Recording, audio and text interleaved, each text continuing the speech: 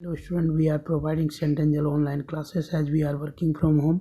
Today I will discuss class 12th chemistry chapter 8 D and F block elements, and today topic is NCERT exercise. In this video I will discuss here the NCERT question number 8.21, question number 8.22 and 8.23. Let us start question number 8.21. How would you account for the following? Of the D4 species, chromium 2 plus is strongly reducing while manganese 3 is strongly oxidizing. आपको इस question में क्या करना है, कह रहा है क्या कि D4 कन्फिक्शन जो है वो क्रोमियम 2 प्लस का भी है और मैंगनीज 3 प्लस का, दोनों का कन्फिक्शन जो है वो D4 है। तो आप लेकिन क्रोमियम जो है वो स्ट्रांगली रिड्यूसिंग है नेचर का है, जबकि आपको मैंगनीज 3 जो है वो क्या है, स्ट्रांगली ऑक्सीडाइजिंग है। ऐसा क्यों? तो आपको एक्सप्लेन करना है इसका रीजन। तो नाउ यू सी, आपको क्या करना है, सबसे पहले इसका इलेक्ट्रॉनिक कन्फिक्शन करना है। आप देखो इलेक्ट्रॉनिक कन्फिक्शन तो आपको दिया हुआ है क्रोमियम 2 प्लस का, क्या दिया हुआ है, आर्गन 3D4, और जो आपका मैंगनीज है, मैंगनीज 3 प्लस का भी यदि हम कन्फिक्शन देखें तो वो भी क्या है, आपका D4 है। मैंगनीज 3 प्लस का यदि देखें तो कन्फिक्शन है आर्गन 3D4।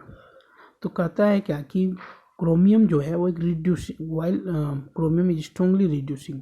ऐसा क्यों? कि क्रोमियम की टेंडेंसी जो होती है वो क्या होता है यहाँ पर, ऑक्सीडाइज होने का, इसीलिए वो रिड्यूसिंग प्रॉपर्टीज दिखा रहा है।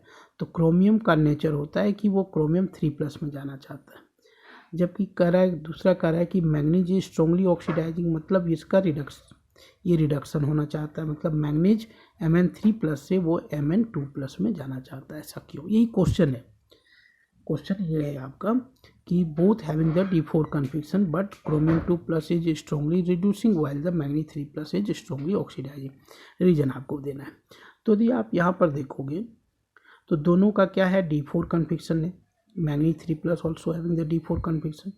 तो ये दोनों कन्फिक्शन D4 कन्फिक्शन जो है वो क्या है, most unstable configuration, most unstable configuration है। दोनों क्या है, मोस्ट अनस्टेबल कन्फिक्शन है।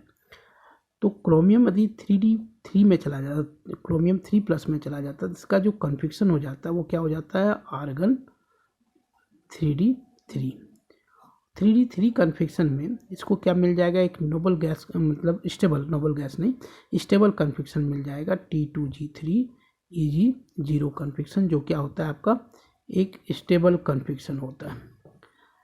जबकि मैंगनीज आपका Mn2 प्लस में यदि चला जाता है तो इसको कन्फिक्शन क्या मिल जाता है, आर्गन 3D5। ये भी क्या है आपका एक स्टेबल फील्ड कन्फिक्शन है। रीजन इसका यही होगा।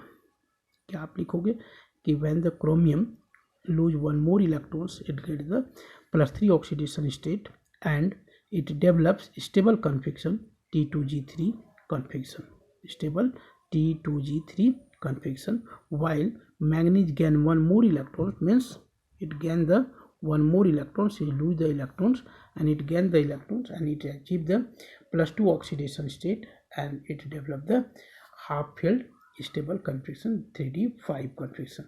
That is why chromium 2 plus is strongly reducing and manganese 3 plus is strongly oxidizing. Question number second of 8.21 का आप सेकेंड पार्ट देखो। क्वेश्चन क्या कर रहा है, कह रहा है कि cobalt 2 is stable in aqua solution but the presence of complexing reagent it is easily oxidise. Cobalt 2 is stable in aqua solution but it is presence of complexing reagent it is easily oxidise. इसका क्या reason होगा? तो यदि हम देखें cobalt 2 plus का कन्फिक्शन, तो cobalt 2 plus का कन्फिक्शन क्या होता है, तो इसका कन्फिक्शन आ जाता है आर्गन 3D7। क्या होता है, 3D7।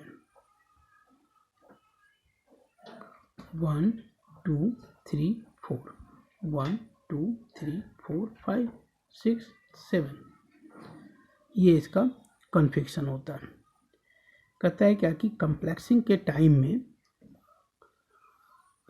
कम्प्लेक्सिंग agent it is easily oxidise. कहता है कि कम्प्लेक्स के फॉर्मेशन के टाइम में ये कोबाल्ट 3+ क्यों बना लेता है, क्योंकि यदि आप यहाँ पर देखो, यदि कम्प्लेक्स का जब ये फॉर्मेशन करता है तो इसके पास एक अनपेयर्ड इलेक्ट्रॉन्स बच जाता है, इसके पास एक अनपेयर्ड इलेक्ट्रॉन्स बच जाता है। जबकि ये यदि कोबाल्ट 3+ में आ जाता है तो इसका कन्फिक्शन हो जाता है आर्गन 3d6, और इसके पास यदि आप देखोगे तो टोटली पेयर्ड इलेक्ट्रॉन्स आ जाता है। टोटली कितना हो जाता है? Paired electrons.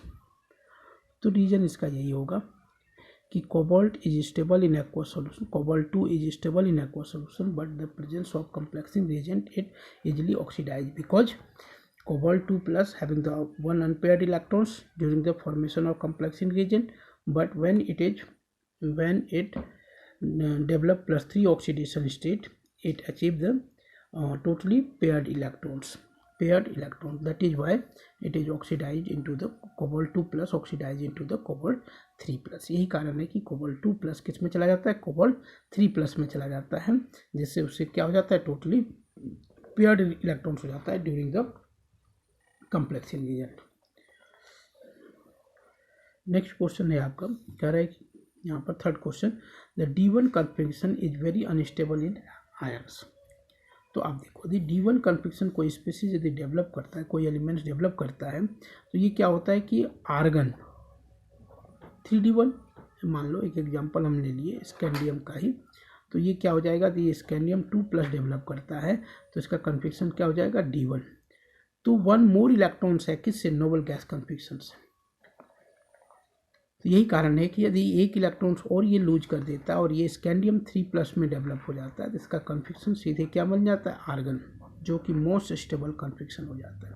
तो इसका क्या लिखोगे कि D1 configuration is very unstable in ions because it is 1 more electrons of the noble gas कन्फिक्शन।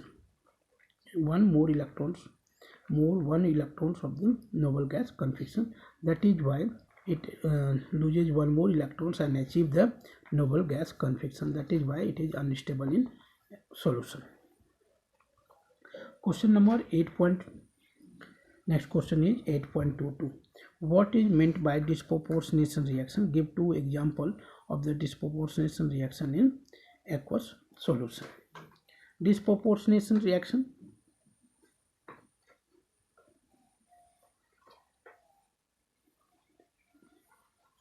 ये क्या होता है? डिस्प्रोपोर्शनेशन रिएक्शन तो एक रिडॉक्स रिएक्शन है, जिसमें क्या होता है कि एक एलिमेंट्स ऑक्सीडाइज एंड रिड्यूस दोनों होता है एक ही केमिकल रिएक्शन में।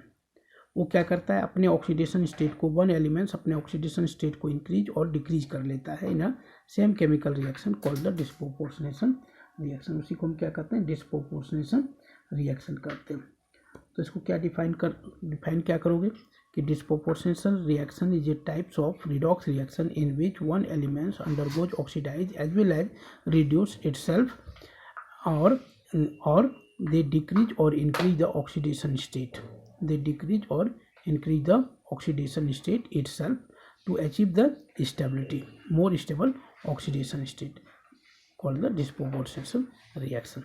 फिर से आप समझ लो, डिस्प्रोपोर्शनेशन रिएक्शन क्या होता है कि एक ही एलिमेंट जब क्या होता है आपका ऑक्सीडाइज भी होता है और रिड्यूस भी होता है, अपने ऑक्सीडेशन स्टेट को इंक्रीज भी करता है और डिक्रीज भी कर लेता है एक ही केमिकल रिएक्शन में, तो उसको कहते हैं डिस्प्रोपोर्शनेशन रिएक्शन। यदि हम इसका एग्जांपल लेते हैं डिस्प्रोपोर्शनेशन रिएक्शन का, तो अब आप देखो, जैसे कि कॉपर प्लस एक्वस, ये क्या होता है? आपको डिस्प्रोपोर्शनेशन रिएक्शन देता है और ये क्या बना देता है? Copper 2+ and copper solid aqueous. तो यहाँ क्या हो रहा है कि कॉपर अपने ऑक्सीडेशन स्टेट को क्या कर रहा है? इंक्रीज कर रहा है by 1 and it also decreases, copper plus decreases the oxidation state by 0। यहाँ पर का ऑक्सीडेशन स्टेट क्या है? 0 है, यहाँ पर +2 है। तो ये तो +1 से इंक्रीज कर रहा है और +1 से डिक्रीज भी कर रहा है। अपने ऑक्सीडेशन स्टेट को डिक्रीज कर दिया और अपने ऑक्सीडेशन स्टेट को इंक्रीज कर लिया। तो यहाँ पर क्या हो रहा है कि कॉपर प्लस आपको ऑक्सीडाइज हो रहा है, this is called the oxidation reaction and this is called the reduction reaction. तो रिडक्शन एंड ऑक्सीडेशन सेम हो रहा है, एक ही एलिमेंट्स का हो रहा है एक सेम रिएक्शन में, तो इस रिएक्शन को हम डिस्प्रोपोर्शनल रिएक्शन कहेंगे। दूसरा एग्जांपल यदि हम लें कि MnO4 2-, यदि इसको एसिडिक मीडियम में डालते हैं एक्वस में, we will get here the MnO4- plus MnO2 plus what H2O।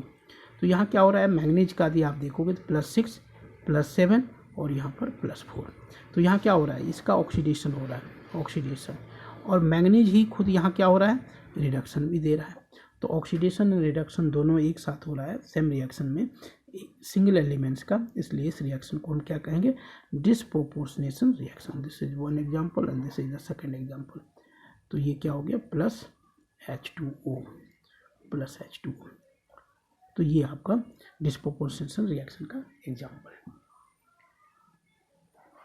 Next question, which metal in the first stage of transition metal exhibit +1 oxidation state most frequently and why. तो इसमें क्या होता है कि यदि आप देखोगे 8.23 का, कि कहता है कि फर्स्ट सीरीज का कौन सा एलिमेंट्स है जो +1 ऑक्सीडेशन स्टेट दिखाता है। तो कॉपर का यदि हम कॉन्फिगरेशन देखते हैं, कॉपर का atomic number 29, argon 3d1 4s1 3d10 4s1, ये कन्फिक्शन होता है। तो कॉपर क्या होता है कि कॉपर सॉलिड एक इलेक्ट्रॉन्स को जब ये लूज करता है कॉपर प्लस में चला जाता है, तो यहाँ पर ऑक्सीडेशन स्टेट क्या है, +1 है, जिससे क्या मिल जाता है इसको, stable configuration, completely filled d orbital मिल जाता है, स्टेबल कन्फिक्शन। यही कारण है कि कॉपर क्या करता है, +1 ऑक्सीडेशन स्टेट को दिखाता है। तो इसका आंसर क्या हो जाएगा, copper, because in +1 oxidation state it achieve the stable configuration, stable 3d10 configuration, completely filled d10 configuration. That's it. Thank you.